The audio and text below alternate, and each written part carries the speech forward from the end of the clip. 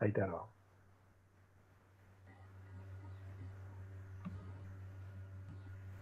Estábamos hablando de los aserrados. Simplemente estábamos hablando de estas dos diapositivas, la anterior y esta. Hablábamos que en pavimentaciones urbanas debemos tener como mínimo dos, una de trabajo y una de reserva, por si falla la máquina, porque insistimos con que el proceso de aserrado no se lo puede demorar ni suspender bajo cualquier condición climática u horaria. No efectuar cortes alternados solo se efectúa en caso de contingencias. En realidad cada uno tendrá su postura, pero en realidad hay que ir efectuando para mí cortes alternados. Recordemos cuál era la formación del patrón natural de fisuras y después ir disminuyendo, o sea, ir sin saltear o completando lo que no hemos salteado, digamos. Es a los efectos de ir disminuyendo razonablemente en base a lo que, insisto, hemos visto el proceso de formación natural de fisuras, del patrón natural de fisuración, seguir de esa manera el proceso de aserrado. Y el corte de las juntas longitudinales es a continuación de las transversales, como proceso final de aserrado. Esto es lo que se genera por un mal posicionamiento de los pasadores, lo que se denomina el astillado y en algunos casos la explosión de las juntas. Pasadores mal colocados generan una explosión de las juntas. Mal colocado en cuanto a la profundidad, ¿no es cierto? Mal colocados en cuanto a su alineamiento, básicamente. También profundidad, porque este se lo ve muy, muy superficial, más allá de que es la alineación, digamos, que tiene, ¿no es cierto? Que hizo que un extremo esté muy próximo a la superficie. Lo que lo hace trabajar mal, o no trabajar, y genera la rotura de la junta, la explosión de la junta. ¿Sí? Por eso se insiste tanto en la perfecta colocación de los pasadores en cuanto a su posicionamiento y a la fijación de los mismos antes del hormigonado.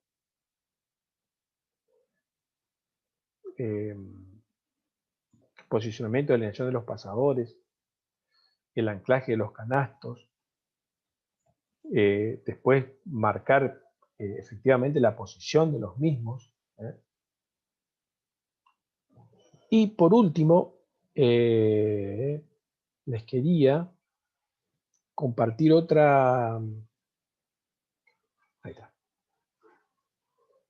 una diapositiva sobre lo que les decía del hormigonado en tiempo caluroso, que ya... Esperen que no estoy encontrando.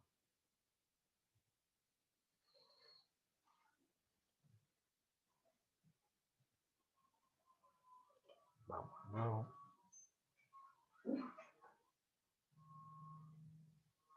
Esperen que no.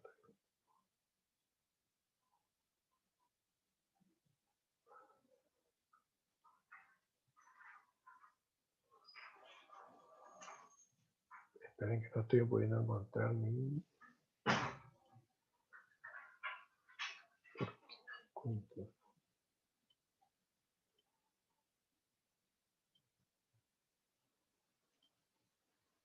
Ya estamos.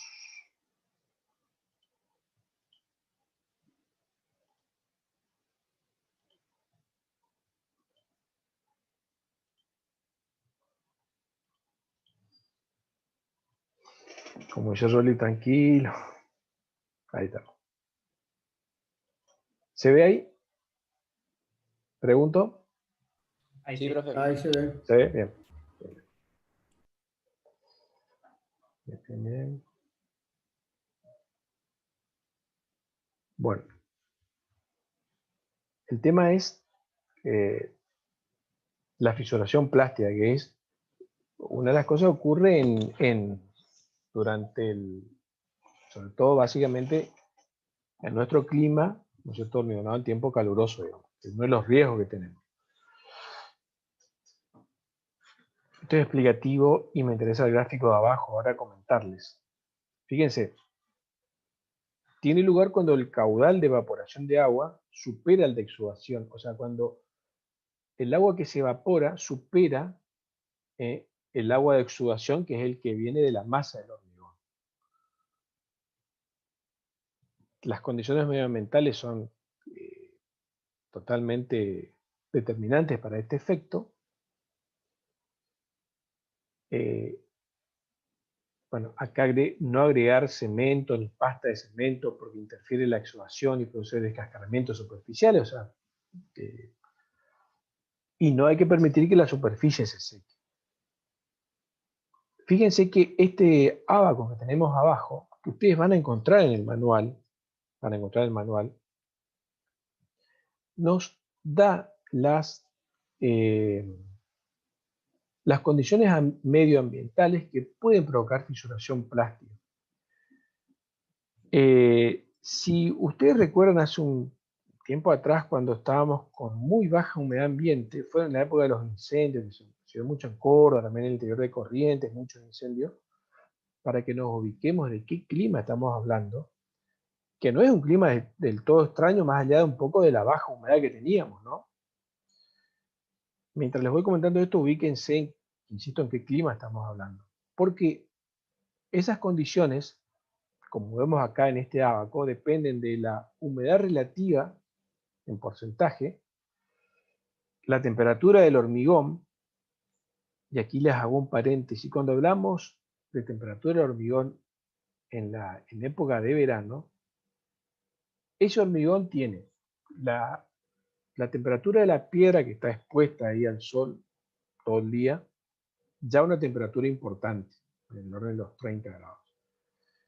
La arena, que también está expuesta, tiene su temperatura importante. El cemento tiene su temperatura, está en el silo, se mantiene en calor, por ahí sin cemento fresco, inclusive tiene una temperatura adicional. O sea, todo hace que la temperatura del hormigón que se logre esté fácilmente en el orden de los 30 grados o más. Para nuestra zona y para por ahí condiciones de obras por ahí convencionales, no sé cómo llamarle, normales, no es común agregarle, salvo que la obra lo permita, por volumen, por condiciones, por exigencias, agregarle ya sea escamas de hielo al hormigón o agua fría, por ejemplo. Son las distintas opciones que uno tiene para disminuir la temperatura del hormigón. Esto quería destacar respecto de la temperatura del hormigón. Después tenemos la velocidad del viento en kilómetros por hora. Recordemos que esos días había un viento importante también. Fíjense que entonces, la humedad relativa, la temperatura del aire, partimos de la temperatura del aire, es importante. Bastante superiores a los 25, más próximas a los 30 grados. Humedades relativas bastante bajas, que hacen que el aire sea más ávido de humedad. Temperatura del hormigón importantes. Si uno va manejando este ábaco, van a ver que se generan tasas de evaporación, que es en definitiva lo que me determina si estas condiciones medioambientales pueden provocar fisuración plástica. Y si la tasa de evaporación es superior a 1,5 kilos por metro cuadrado hora, hay riesgo de fisuración plástica. Van a ver que en esas condiciones, fíjense que ingresando, vamos a suponer con una temperatura de 30 grados, humedad ambiente de 40, si no lo estamos ahorrando acá, temperatura hormigón de 30, bajo a una velocidad del viento no muy alta de 20, y estoy casi 20, 25 kilómetros por hora, en una siesta complicada, digamos, de nuestra zona, estoy arriba de 1,5, cerca de 2, con lo cual las condiciones medioambientales, e inclusive esto es para no ser más extremo en nuestro clima, y estas condiciones se mantienen hasta las 6 de la tarde, como decíamos, en nuestra zona conviene empezar a hormigonar 15, 16 horas, 15, 16 horas, a partir de ese momento, esa condición se mantiene hasta las 7 de la tarde, digamos, tranquilamente. Por lo cual hay riesgo de fisuración plástica. Y marcadamente por el tema del viento. Por eso, como veíamos, hay protecciones que hay que hacer, y que eran las pantallas al costado de mi losa de pavimento, para evitar la incidencia directa del aire sobre la losa recién construida.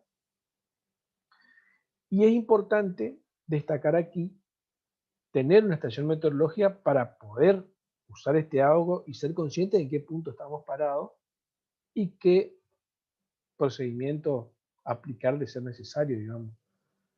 Bueno, el uso de membranas adecuadas, por eso le decía, por eso insistía con las bases solventes.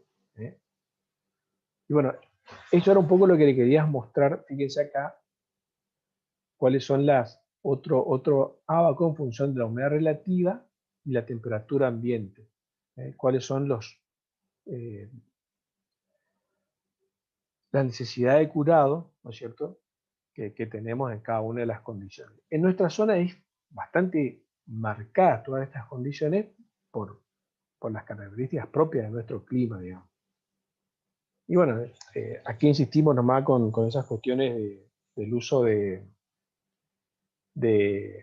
una buena membrana de curado. Y por último, para terminar lo que les comentaba el tema, fíjense que hay curados que por ahí se hacen, pero para situaciones especiales, que fíjense que se usan mantas de lana de vidrio, cuando tengo una temperatura no superior a 10 grados,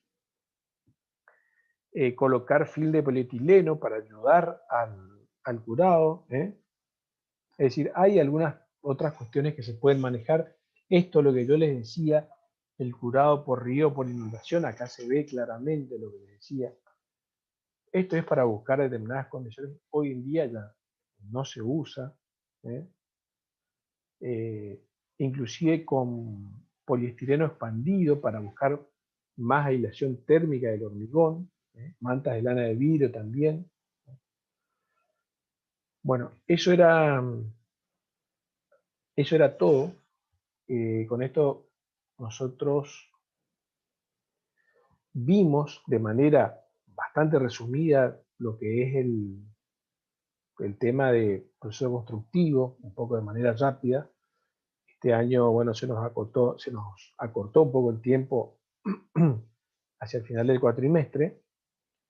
Pero bueno, si hay cuestiones de dudas y demás, están abiertos los canales de consulta, como siempre les decimos. Les sugiero, pueden leer el manual. El manual es interesante en cuanto a la explicación de estas cuestiones, por ahí sí quedan algunas dudas. Pero bueno, fundamentalmente están abiertos los canales de consulta. Y si no hay alguna cuestión, preguntas y demás, yo le estaré subiendo, si no es esta noche, mañana las clases. Y mañana seguirían con el ingeniero Altamirano, ingeniero Katz también, métodos mecanicistas. ¿Y alguna duda? Pregunto. ¿Quedó todo claro? No, Alberto. Más que nada, bueno, después cuando suba esta clase, también si por ahí podés subir lo de las diapositivas que son muy buenas como para ver todo, ¿no? Para ver yo le voy a subir, o sea, los Power que vimos, más esas dos que son PDFs, digamos, de estos cursos, ¿no es cierto? Para que los tengan, porque fueron los que fuimos viendo y hablando, para que ustedes reveen la clase de hoy, ¿no es cierto? Las grabaciones puedan tener ese material de consulta. Sí, obvio, obviamente las clases grabadas. Bueno, bien, gracias, Alberto. Perfecto, gracias. Nos vemos, gente. Nos vemos. Hasta cualquier momento a las órdenes. Están los canales abiertos. Gracias. Gracias, buenas tardes.